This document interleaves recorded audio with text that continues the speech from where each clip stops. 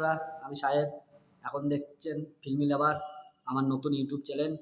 আর এখন কথা বলবো খাদান মুভির 3 দিনের বক্স অফিসে কেমন কি ইনকাম করলো সেই সব বিষয় নিয়ে। 3 দিনে খাদান মুভিটা বক্স অফিসে ইনকাম করেছে 3,50,00,000 টাকা।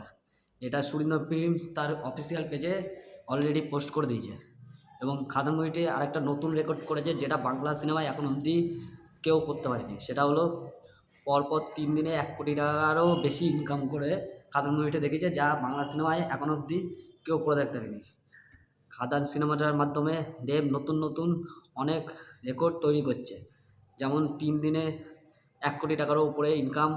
এবং নন ফেস্টিভ্যালে এসেও মানে একটা নর্মাল দিনও যে ধরনের বুকিং বাংলা সিনেমা আজ পর্যন্ত করতে পারেনি, সেটা খাদান মুভি একদম নর্মাল দিনে ওয়ার্কিং ডেজে সেটা করে দেখাতে পেরেছে।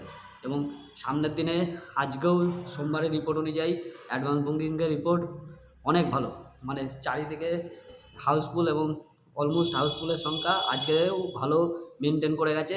আজকে সোমবার, কাজের দিন, সবাই কাজে ব্যস্ত থাকে, তার মাঝখানেও যে খাদান যে পরিমাণে অ্যাডভান্স বুকিং দেখা যাচ্ছে বুক মাই শোতে, তাতে আজকেও আশা করি 50 টাকার ওপর তো ইনকাম করবেই। এবং এইভাবে যদি চলতে থাকে মুভিটি চাঁদার পাহাড় অ্যামাজনেরও রেকর্ড ভেঙে দেবে, যা দেখে মনে হচ্ছে। এবং আপনারা কি খাদান মুভিটা দেখেছেন? দেখলে আমাকে কমেন্টে জানান।